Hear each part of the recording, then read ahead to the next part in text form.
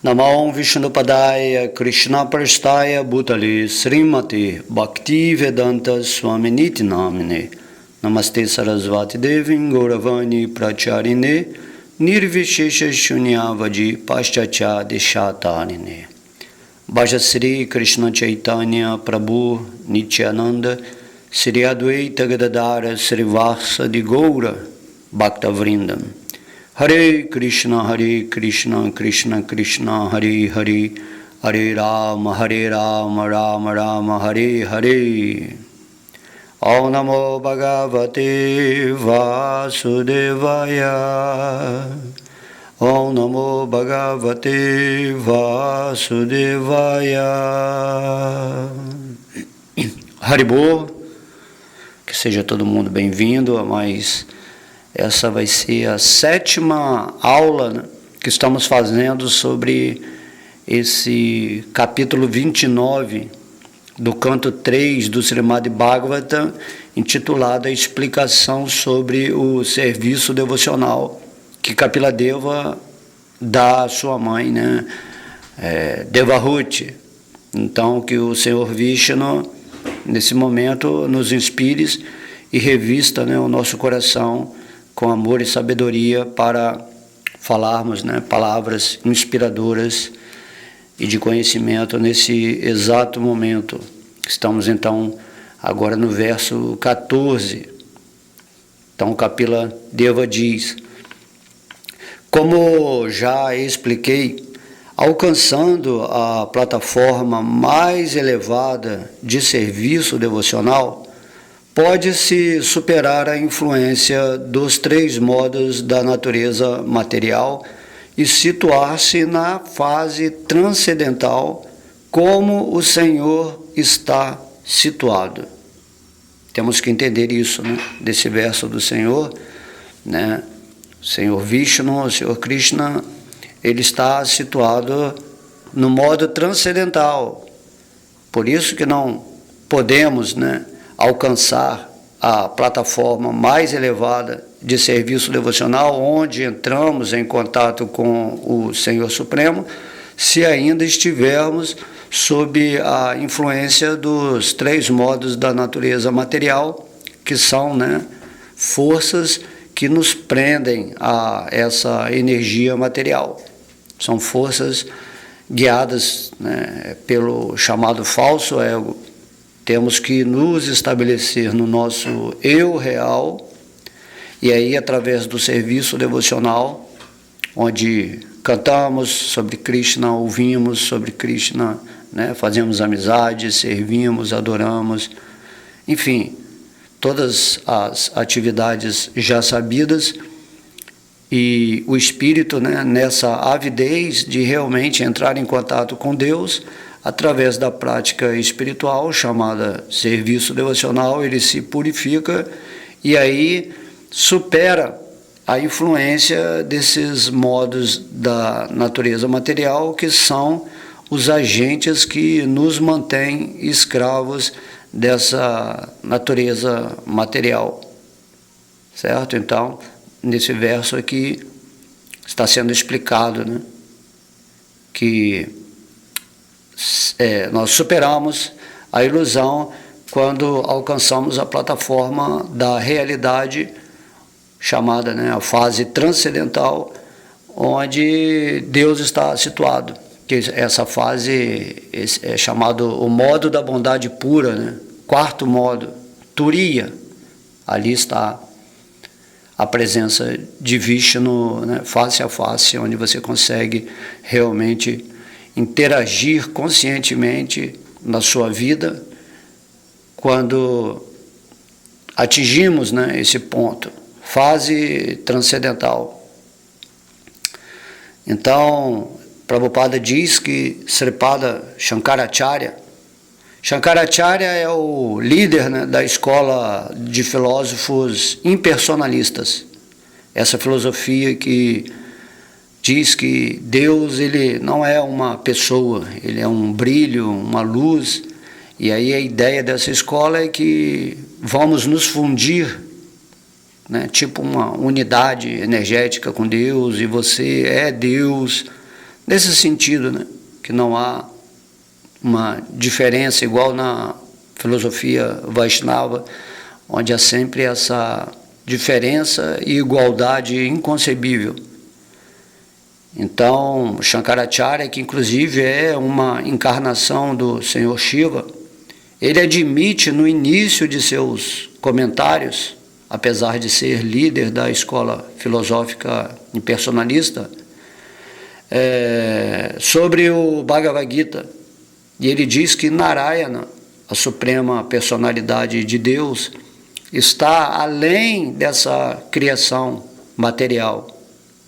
Com exceção de Narayana, ou Vishnu, tudo está dentro da criação material.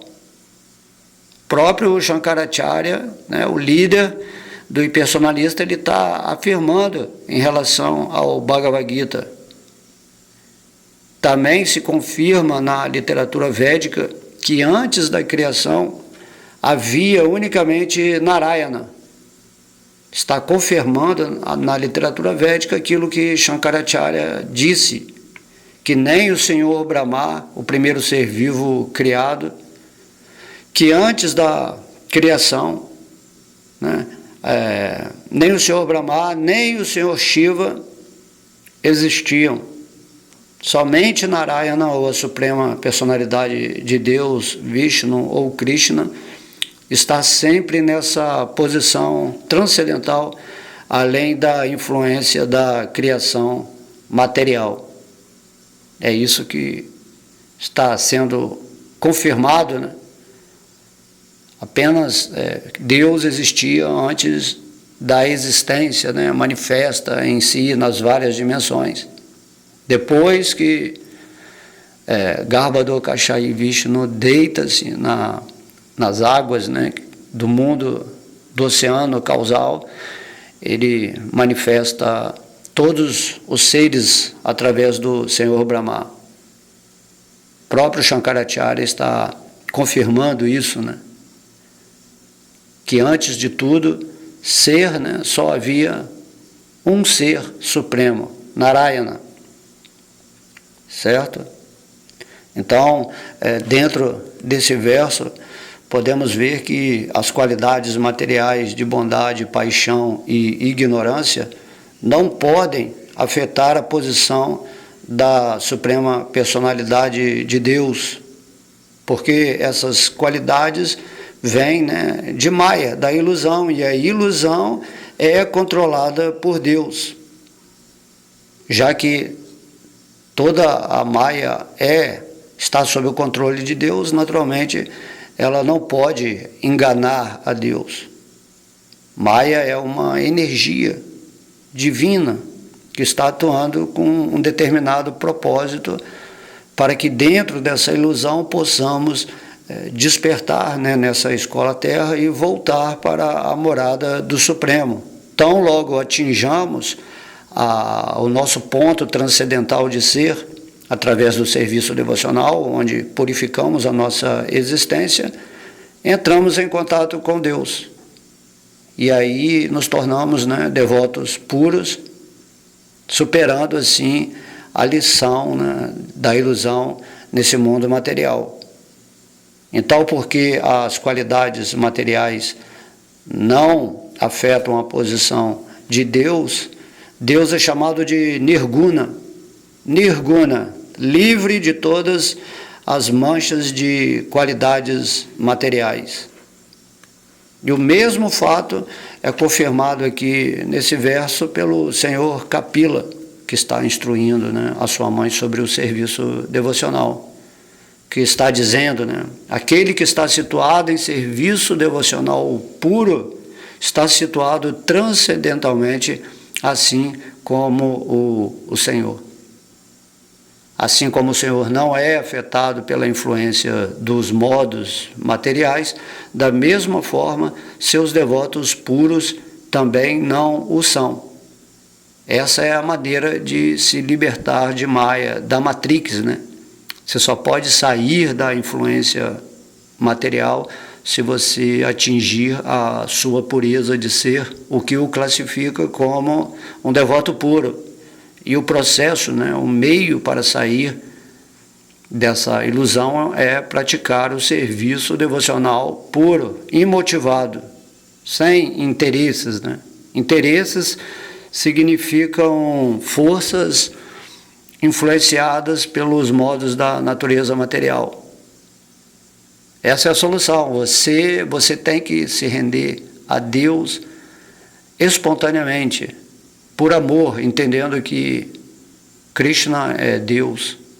E dessa forma, sem segundas intenções, você atinge, né, o propósito pretendido ou a meta que o Senhor Krishna está estabelecendo como uma autoridade no Bhagavad Gita.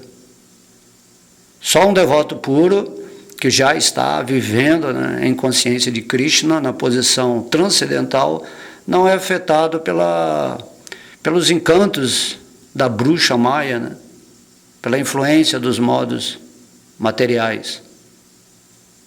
Se você entender isso, você já tem a resposta a como escapar dessa escola, desse mundo ilusório.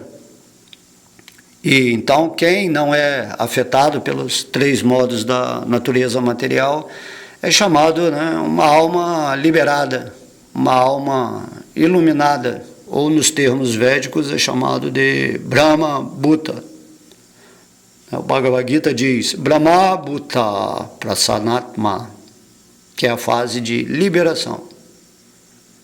Se você quer se libertar da influência material, você tem que conhecer a verdade, né? E conhecereis a verdade, e a verdade vos libertará.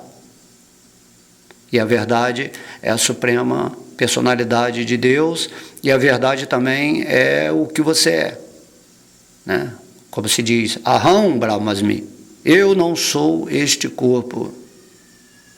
E isto é aplicável somente à pessoa que se ocupa constantemente em serviço devocional a Krishna, estando assim na fase transcendental.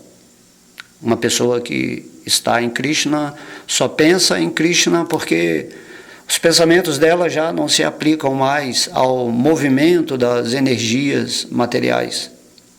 Ele já está em Krishna, ele sabe que aquilo que é chamado de energia material é uma energia de Krishna. É Krishna na forma de energia. Assim, quando a pessoa está contaminada em ilusão, ela tende a separar Deus da existência material, porque cria, né, esse sentimento do ego de separatividade. Mas o devoto puro, ele está imerso na energia consciente e pura de Deus.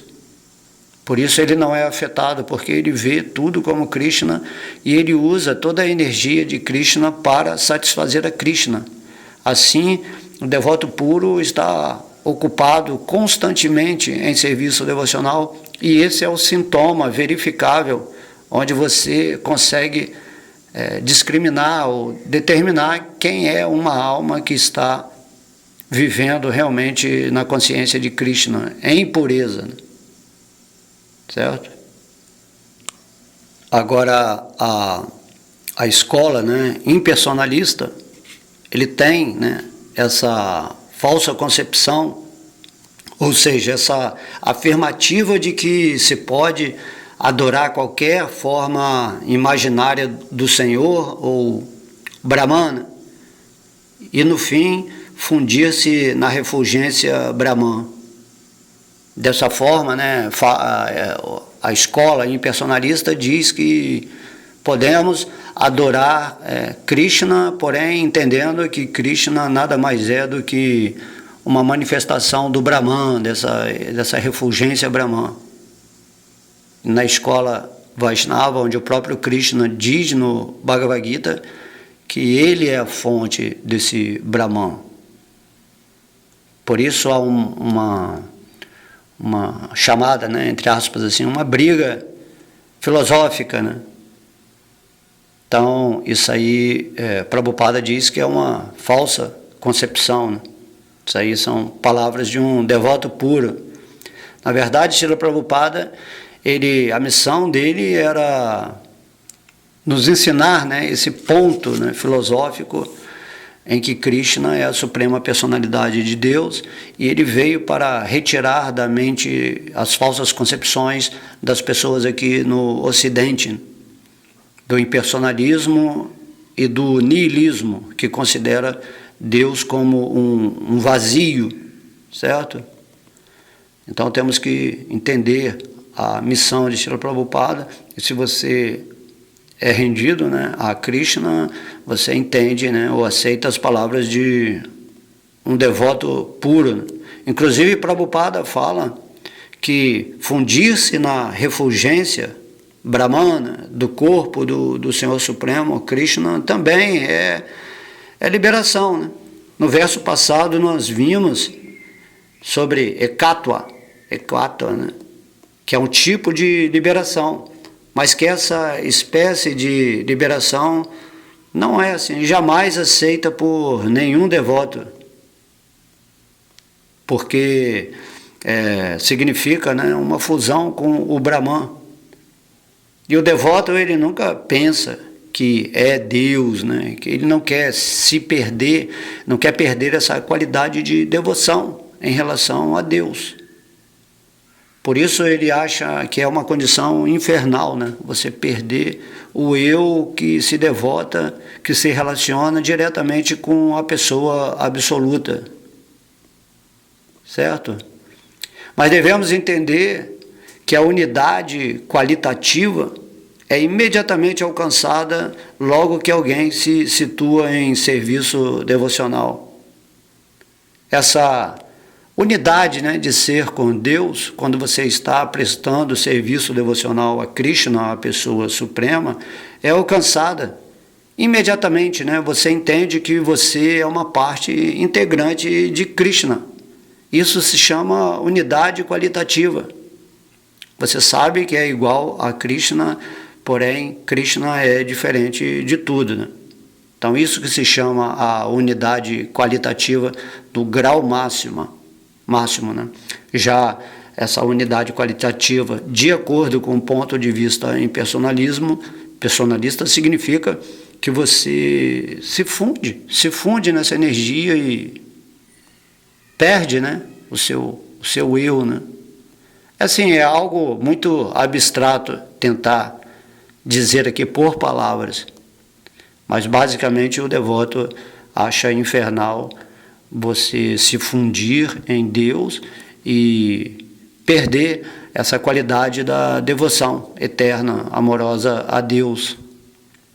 Por outro lado, se você está, né, nesse ponto da devoção pura por Deus, automaticamente você alcança esse entendimento, né, de que eu e Deus somos a mesma coisa, porém eu sou a energia de Deus e Deus é o energético. É isso que o Senhor Krishna, a suprema personalidade de Deus, está nos ensinando de uma forma bem simples no Bhagavad Gita, e ele também nos explica, né, diretamente que ele é a fonte do Brahman. Enquanto os impersonalistas não se renderem a Deus nesse aspecto de devoção, o resultado, né, conseguido pelo seu esforço espiritual, ele vai ser incompleto. É dito que os impersonalistas, depois que se fundem nessa energia Brahman, por não ser esse o resultado último aplicado à realização espiritual, eles voltam para o mundo espiritual, mundo material, né, e daí continuam até atingir esse ponto em que vão se render aos pés de lótus do Senhor Krishna.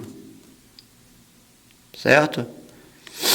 Então, o devoto puro, ele não precisa esforçar-se por atingir essa igualdade qualitativa no sentido dos impersonalistas, né? Não precisa se esforçar por ela separadamente.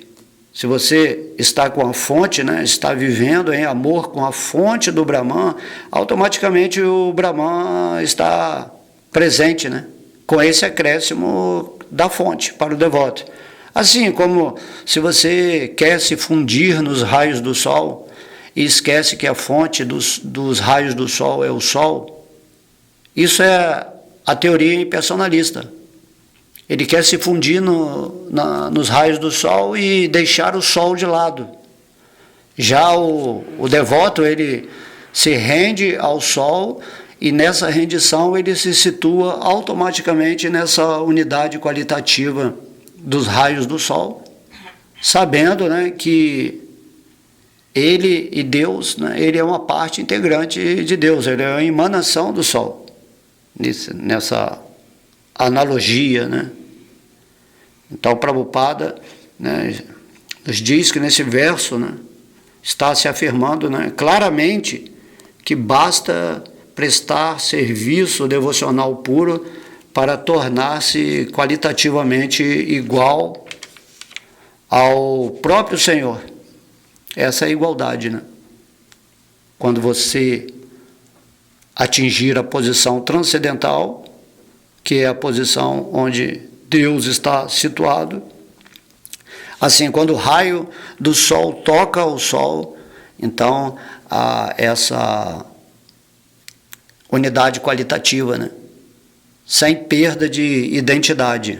Você eternamente é um servo eterno amoroso de Krishna, e Krishna é sempre o Senhor, mas você nada mais é do que uma potência de Krishna. Você é Krishna como a energia superior de Krishna. Ou seja, tudo é Krishna, mas temos que nos situar na posição, né, de Bhakti Yoga, onde você eternamente, né, após a prática de serviço devocional, atingindo, né, o ponto puro da sua existência, você desperta completamente o seu amor por Krishna, por Deus, e automaticamente você já está situado naquilo que seria o objetivo máximo dos impersonalistas, só que perdendo essa característica de entendimento que você é uma parte integrante de Deus. Você quer se fundir nessa energia e se tornar o próprio Deus. E daí, né, se a pessoa realmente deseja isso e se funde, Deus, né, dá essa possibilidade à alma que quer fazer isso. Porém, depois de um tempo, como não há essa ligação, né, devocional com Krishna, mesmo que você esteja nessa posição assim, onde você pensa que é Deus, que é uma espécie de ilusão, né, a última das ilusões, então o espírito fica insatisfeito e cai dessa posição, retorna a essa energia material para constatar quem é Deus realmente, e aí ele se situa aos pés de lótus do Senhor. Ok? Então, esse é o verso 14, onde foi dito, né, que quando alcançarmos a plataforma mais elevada de serviço devocional, vamos superar a influência de Maya, da ilusão dos três modos da natureza material, e nos situar na fase transcendental, como o Senhor está situado, e daí teremos o contato direto com Deus em nosso coração, ou na plataforma absoluta da manifestação, onde tudo isso se manifesta. Assim, Kapila Deva, tendo colocado, né, esse ponto, né, da fase transcendental, ele vai explicar agora nesse verso 15 como o devoto ele vai se comportando para chegar a essa fase transcendental, certo? Então, no verso 15, Kapila Deva diz: o devoto deve cumprir seus deveres prescritos, os quais são gloriosos, sem almejar lucro material. Sem violência excessiva, ele deve executar regularmente suas atividades devocionais, certo? Quando você entra para a vida espiritual, dentro da literatura védica, dentro da autoridade divina, há deveres prescritos, né? É como se fosse uma regulação para você ir, né, na direção transcendental. Não é assim simplesmente, eu quero Deus, eu vou atingir a posição transcendental. Entende? Não é assim. Há deveres, isso que a gente chama de sadhana, né? A prática espiritual, dentro das normas, né, dita por Deus e pelos devotos puros, né? Então, aqui nesse verso diz que esses deveres prescritos são gloriosos. E o devoto que quer alcançar essa fase transcendental não deve almejar lucro material. Ele faz o dever pelo dever. O dever pelo entendimento de que o objetivo, né, a ser alcançado ou a energia a ser desperta é o amor a Deus. E durante, né, o seu caminho nesse mundo, assim, completamente desinteressado materialmente, ele evita, né, violência excessiva e deve, né, executar regularmente suas atividades devocionais. Por isso que eu sempre digo nas aulas, né, todos os dias, sem falta, você tem que ter essa regularidade, né? E isso se você realmente está interessado em sair da ilusão. Se você pratica serviço devocional e está fazendo atividades, dividindo-as com atividades materiais ilusórias, vai ser meio difícil atingir esse ponto transcendental. Então você tem que executar, né, regularmente, todos os dias, meditar, cantar, ler, né, algum verso do Gita, ouvir, se associar, né, com tudo aquilo que tem a relação com Krishna. Por isso o Senhor Chaitanya Mahaprabhu, ele fala, né, todas as glórias ao Sri Krishna Sankirtana. Dessa forma, tudo aquilo que está relacionado a Krishna deveria se tornar algo regular da vida de uma pessoa que está interessada, né, em sair logo dessa influência dos modos da natureza que estão causando muita ansiedade, muita angústia, né? Se você for um pouquinho, né, atento, vai observar que esse mundo material, ele não tem assim um sentido em si, você viver essa rotina material para, após um tempo, ter que abandonar esse corpo. Depois, tudo que você obteve, né, em todas as áreas da sua vida, no caso agora da vida humana, tudo isso vai ser perdido, né? A morte vem, retira tudo assim, e você pergunta, qual é o motivo de eu voltar aqui de novo para esse mundo e de novo ter toda essa luxúria, toda essa cobiça, e no final vai vir a morte de novo e vai retirar tudo. Então não tem sentido. Imediatamente temos que ter esse bom senso. Isso se chama a inteligência, né, bem discriminada. Você entendeu quem é Deus, entendeu quem você é, você sabe que é um servo eterno de Deus e você se estabelece em serviço devocional. E aí, dia a dia, você usa a sua vida de uma forma, né, regulada. Isso se chama praticar alguns deveres prescritos, né, que são maneiras de te proteger de você cair nos encantos de Maya. Os deveres purificam a sua mente.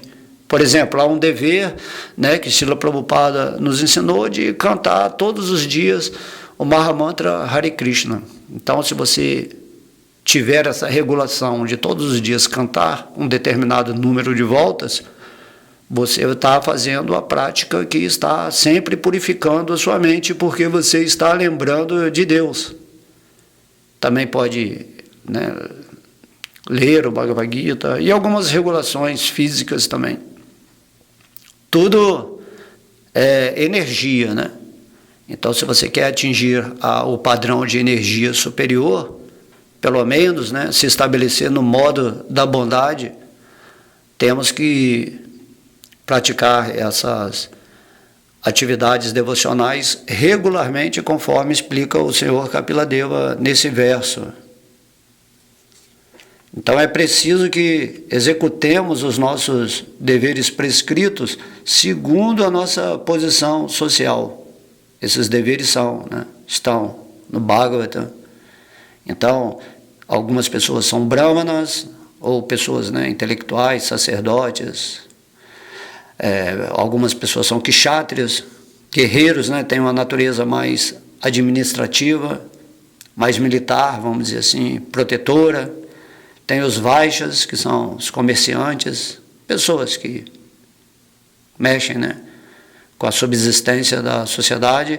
E temos os shudras, que são, né, as pessoas ainda menos desenvolvidas em consciência espiritual, que ainda estão assim presas aos modos da ignorância. Temos que os deveres têm que ser de acordo com a posição social, né, energética de evolução espiritual de cada um. Então, os deveres prescritos dessas 4 classes de homens na sociedade humana também são descritos lá no Bhagavad Gita. Então, seria tipo assim, que as atividades dos brahmanas são controlar os sentidos e tornar-se devotos simples, né, limpos e eruditos. O brahmana, geralmente ele está mais ligado com o conhecimento, a aquisição de conhecimento, de ensinar as pessoas na sociedade a esse aspecto espiritual. Já os kshatriyas têm esse espírito, né, de governantes, os políticos, os reis. Eles não sentem medo no campo de batalha e geralmente são caridosos. Eles estão cuidando da sociedade para que o espírito bramínico seja aplicado, né? Então eles protegem todo mundo. Não é o que acontece em Kali Yuga, onde os kshatriyas, né, não são kshatriyas, são shudras no poder, e aí é perigosíssimo isso, né? Sociedade se torna, né, a política, né, corrupta, assim, modo da ignorância. Já os vaixas, ou essa classe mercantil, comerciam, né, mercadorias. Eles protegem as vacas, de acordo com a estrutura védica, né, e desenvolvem a produção agrícola. Não é como os vaixas, né, os chamados vaixas de hoje, que também são shudras, que estão ganhando dinheiro em mercado negro, explorando muitos, né, impostos, enfim. E também há os shudras, ou a classe chamada, né, trabalhadora. Essa classe dos shudras servem às classes superiores, porque eles mesmos não são muito inteligentes. É dito que em Kali Yuga todo mundo é shudra, essa era em que estamos vivendo. Então nós não temos geralmente esse poder de pensar pela gente mesmo, porque nossa mente ainda não é muito desenvolvida. Estamos presos a esse modo da ignorância, onde todas as pessoas são muito preguiçosas, não querem saber da espiritualidade, né? Deixam tudo para depois. Logo essas pessoas, né, a maioria das pessoas aqui em Kali Yuga tem que ser dirigida por essas classes para se situar em suas posições materiais, numa regulação, né, de conforto, e também receberem a espiritualidade.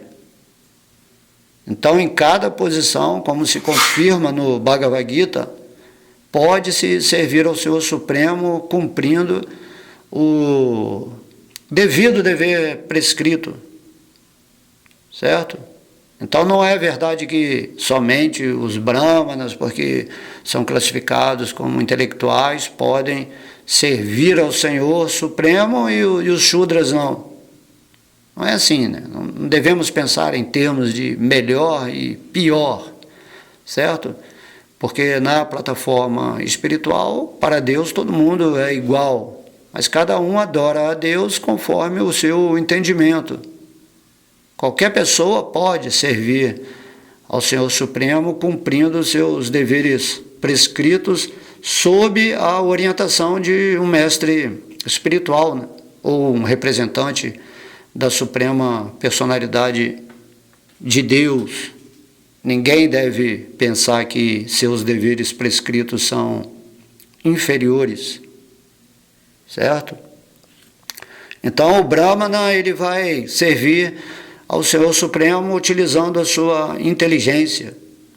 O Kshatriya vai servir ao Senhor utilizando, né, sua arte militar, sua habilidade em controlar uma sociedade que esteja em desarmonia. Assim como Arjuna serviu a Krishna, porque Arjuna era um guerreiro e ele não tinha tempo para estudar o Vedanta e outros livros altamente intelectuais. As donzelas de Vrajadama, por exemplo, eram mocinhas nascidas da classe Vaishya comerciante e se dedicavam, né, a proteger as vacas e a produção agrícola. O pai adotivo de Krishna, Nanda Maharaja, e seus companheiros, eles eram todos Vaishyas, né? Krishna era um vaqueirinho. Eles não eram absolutamente educados, mas podiam servir a Krishna amando e oferecendo-lhe tudo. Semelhantemente, há muitos exemplos de chandalas, né? Chamados, né, comedores de cachorros, ou aqueles inferiores aos Shudras, que também serviram a Krishna. Estamos mostrando aqui que através desse verso entendemos que cada pessoa, independentemente de sua posição social ou espiritual, ou de evolução espiritual, ela necessariamente, né, em sua vida real, em seu Sanatana Dharma, o espírito tem que servir a Deus. Só que cada pessoa tem deveres específicos dentro da escritura védica, onde vão, né, atuar nesse sentido de adorar, de servir a Deus. E aqui, né, estamos dando vários exemplos dos vaqueirinhos que serviam a Krishna, né, quando ele esteve aqui. Arjuna serviu a Krishna lutando na batalha de Kurukshetra. Havia também muitos brahmanas, que era a classe intelectual, que estudavam, né, as escrituras. Enfim, todo mundo ocupado em servir a Deus, e Deus o centro de toda a sociedade, sem discriminação, sem falar que alguém é inferior a outro, cada um, né, cada um no seu quadrado, como se fala, né? Até os chandalas, que são dentro de uma consideração, né, social, fora dessas classes sociais, né, védicas, né, porque o chandala ainda é muito caído, ele também adora, serve a Krishna, tem exemplo disso Então o sábio, por exemplo, Vidura, né, o tio de Krishna, o irmão de Dhritarashtra, também era considerado Shudra, porque sua mãe era Rudrani, né? Rudrani, ela era uma serva do rei, então o rei teve um caso aí com a serva e aí nasceu Vidura, né? Porém, Vidura era um sábio do alto, um sábio de alta categoria, mas era considerado um Shudra dentro de padrões de nascimentos. Então, isso tudo é bem assim uma tecnologia védica, né? O ponto é que não há distinções, porque o Senhor declara no Bhagavad Gita que qualquer pessoa ocupada especificamente em serviço devocional é elevada à posição transcendental, sem sombra de dúvida, certo? Krishna está falando, independentemente de qual a sua posição nesse mundo, se você se ocupa em serviço devocional, automaticamente você já está na posição transcendental, porque você aceitou Krishna como a pessoa suprema, a causa de todas as causas. E por fazer isso, você vai se purificar. Então não devemos ficar presos, né, a essas qualificações sociais, né? Eu sou um Brahmana, eu sou um Kshatriya. A gente pode observar as nossas tendências, né? Nossas tendências. Porém, em Kali Yuga, basicamente, todo mundo é Shudra. Modo da ignorância e modo da paixão, atuando, né? Então, quanto mais rápido nos dedicarmos ao serviço devocional, melhor, né? Tempo está passando. Então, o dever prescrito de cada um é glorioso se executado como serviço devocional ao Senhor, sem desejo de obter lucro. E é exatamente isso que Kapiladeva está falando aqui nesse verso, né? Como ele fala, né? Que o devoto deve cumprir seus deveres prescritos, os quais são gloriosos, gloriosos. Toda alma, independentemente dos seus medos, da sua baixa estima, né? ou do seu orgulho intelectual, se você cumpre seu dever, você é glorioso, sem estar almejando lucro material ou barganhando com Deus a execução de seus deveres, né? Quando servimos a Krishna, esse serviço não é para você ganhar nada. Esse serviço é para você despertar o seu amor por Deus e se situar em sua posição eterna como espírito.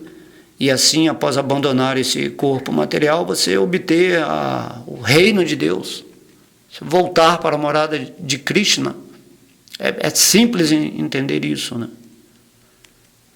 Certo? O serviço a Deus é diferente do serviço humano a uma sociedade, a um patrão, certo? Serviço a Deus puro é exatamente isso, é entrega completa, sem pretender nada de Deus. Você simplesmente quer agradar a Deus, aumentando o seu amor por Ele. Esse amor em si é já a sua recompensa. Entende? Então esse serviço amoroso ele tem que ser executado sem nenhuma motivação, sem obstáculo, né? Sem você encontrar desculpas que não tenho tempo, que a vida, né, está caótica e então você não tem obstáculo. Você tem que ter a sabedoria, através da sabedoria, imediatamente surge a espontaneidade no seu coração. E aonde você estiver enfrentando qualquer situação, você, dentro dessa sabedoria, né, situado no aspecto transcendental que está se revelando à sua alma, você não vê nada como algo que vai te atrapalhar, né?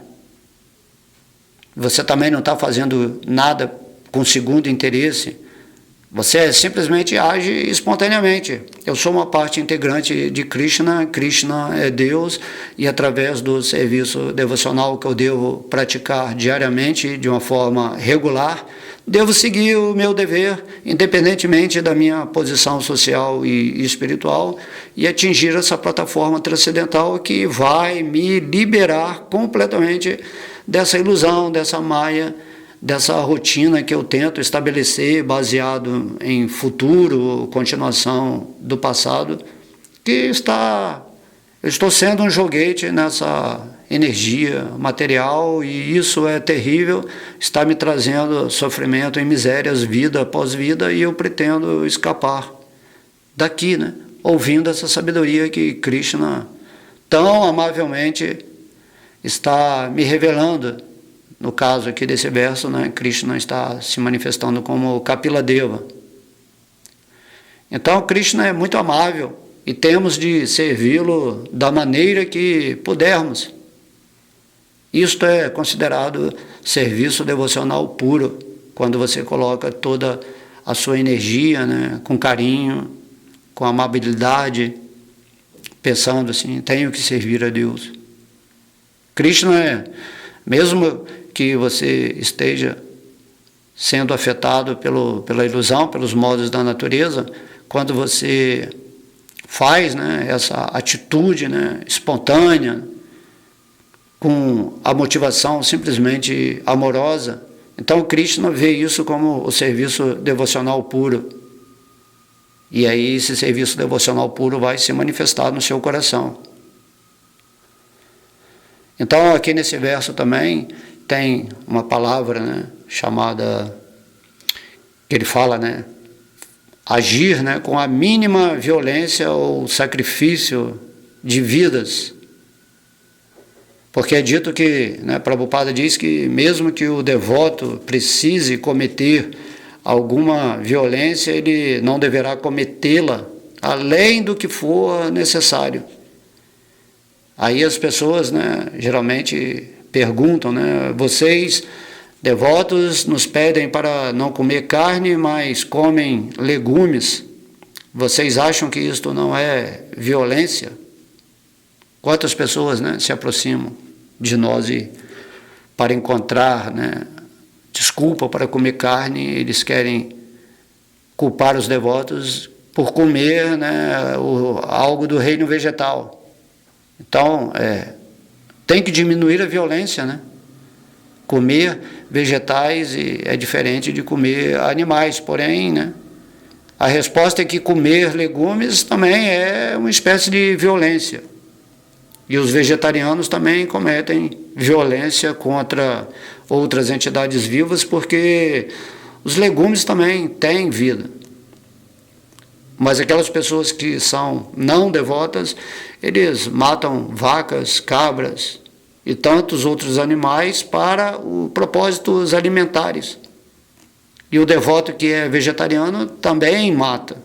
Mas aqui, significativamente, afirma-se que toda entidade viva é forçada a viver matando outra entidade viva, porque essa é a lei da natureza. Uma entidade viva é a fonte de subsistência de outra entidade viva. Porém, para o ser humano, esta violência deve ser cometida somente na medida do necessário. Por isso o Senhor Kapila Deva está falando nesse verso aqui, né?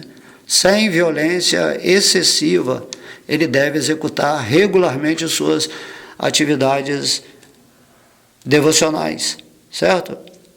Então, é mais violento, né, matar os animais que têm uma evolução de consciência maior, tem mais sensibilidade, e o vegetal, né, naturalmente, até mesmo na Bíblia, no Gênesis, né, o próprio Deus, né, fala, né, que o homem deve se alimentar de ervas e vegetais. Entende? Então, violência, né? Quanto menos violência você tiver na sua vida, e mesmo assim, se você é vegetariano e sabe que de alguma forma comete violência a uma entidade viva de padrão de consciência inferior, né, já que temos que nos alimentar de outro reino, né, de vida, então, mesmo assim, nós temos que oferecer essa alimentação que fazemos para Deus, reconhecendo, agradecendo, né, tendo gratidão por aquele ser que está nos oferecendo a sua vida, né, de alguma forma. Então o ser humano, né, ele não deve comer nada que não seja oferecido à suprema personalidade de Deus. Não só ser vegetariano é uma violência menor, como também não adianta ser só vegetariano. Tem que oferecer a Deus, para Deus purificar o alimento e o ser que ofereceu aquele alimento. Naturalmente, você também come alimento purificado, né, que se chama praçada, ou misericórdia de Deus, certo? Essa é a forma em que transmutamos a energia material da violência menor, né, que é o vegetal, em energia espiritual, favorecendo assim tanto o ser vegetal quanto aquele que se alimenta dele. Então, é dito, né, na literatura védica que nós nos livramos de todas as reações pecaminosas comendo alimentos que são oferecidos a Jagya, a suprema personalidade de Deus. Jagna é o nome de Krishna, que significa que ele é o Senhor dos sacrifícios. Oferecer, né, o alimento a Deus é uma espécie de sacrifício que fazemos para receber de volta o alimento santificado. Ok? Então, o ser humano, né, é classificado como ser humano quando ele faz esse ato de oferecer tudo o que lhe vem como uma bênção de Deus. E aí o sacrifício, né, de oferecer a Ele, é o reconhecimento de que tudo é propriedade de Deus, e na medida do sentido, né, dessa questão da alimentação, devemos cometer menos violência de acordo com esse verso. Então, em vez de sacrificar animais, que são seres, né, superiores ao reino vegetal, mas necessariamente um reino tem que se sacrificar a outro, o ser humano, tendo essa consciência divina, sacrifica o reino vegetal e oferece ao Senhor do sacrifício a suprema personalidade de Deus. Portanto, assim, o devoto ele só come praçada, ou alimentos oferecidos ao Senhor Supremo. E Krishna diz que quando o devoto lhe oferece alimentos do reino vegetal com devoção, ele os come. Entende? Isso é místico. Se você oferece a Deus, ele primeiro come o alimento, você não entende bem isso, porém quando Krishna come aquilo que você oferece, os restos que ficam, né? Porque Krishna ele come na plataforma absoluta. Tudo é energia, né? Então o alimento ele é feito de energia e Krishna come essa energia. E quando Krishna come, automaticamente tudo, o resto, né, que ficou para você está purificado. O resto é a parte material do alimento. E assim ele está completamente adequado para que você consuma e mantenha a sua consciência e a sua mente purificada. Porque o alimento em si, ele tem, né, uma energia específica da pessoa que colheu, né, ou da pessoa que cozinhou. Assim, ele está impregnado da energia mental da pessoa que manipulou o alimento, certo? Mas quando você oferece o alimento a Krishna, imediatamente ele é purificado. Toda essa energia que poderia trazer uma reação negativa ou uma absorção energética pela pessoa que se alimenta, ele some essa energia. Então o devoto ele deve oferecer sempre tudo o que come, né, alimentos assim, preparados com legumes a Krishna. Então você pode cantar, né, o Mahamantra Hare Krishna, mas tem que ter aquela intenção de estar oferecendo mesmo, não é só ficar falando, né, Hare Krishna. Você tem que ter o sentimento, estou oferecendo isso aqui a Deus. Tem que colocar amor no seu oferecimento. Aí sim, isso vai ser classificado como sacrifício, né? Sacrifício é um ofício sagrado. Você oficializa aquele ato de comer de uma forma sagrada, reconhecendo que tudo pertence a Krishna, a Deus, que tudo é energia de Krishna. Há esses pormenores de entendimento nas nossas ações diárias, né? Até quando respiramos, devemos entender que esse ar nos é oferecido por Krishna. Então, quando você respira, reconhecendo no ar a presença amável e bondosa, misericordiosa de Vishnu, de Krishna, é diferente, né? Você fica em gratidão. Não é uma pessoa que simplesmente está respirando o ar assim, de uma forma violenta, né? Você respira amorosamente aquilo que Deus nos oferece, né? Todos esses elementais da natureza, o mar, o sol, enfim, tudo. Então é dito que se o Senhor Supremo quisesse alimentos preparados com carne animal, então o devoto poderia oferecê-los. Mas nas Escrituras, Krishna não manda que se faça isso, né? Porque nós somos, de alguma maneira ou de outra forçados a cometer violência. Essa é a lei da natureza. Mas não devemos, contudo, cometer violência extravagantemente, né? Somente tanto quanto for ordenado pelo Senhor.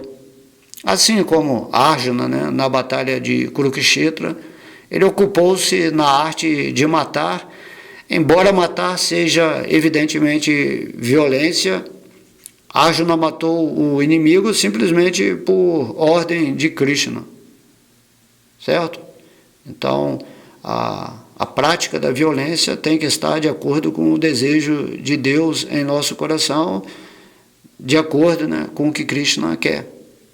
Então, da mesma maneira, se cometemos violência conforme o necessário pela ordem do Senhor, isso se chama natihimsa. Não podemos evitar a violência, pois fomos colocados numa vida condicionada em que somos obrigados a cometer violência. Mas não devemos, né, de acordo com esse verso falado por Kapiladeva, cometer mais violência que o necessário ou que a ordenada pela Suprema Personalidade de Deus, né? Tem muitas pessoas que questionam, né? Mas se Deus é bom, é o amor puro, então por que ele deixou que a guerra de Kurukshetra acontecesse, né? Por que ele colocou um devoto puro dele, Arjuna, nessa questão violenta? Assim, queremos fazer muitos questionamentos, mas não entendemos o plano de Deus.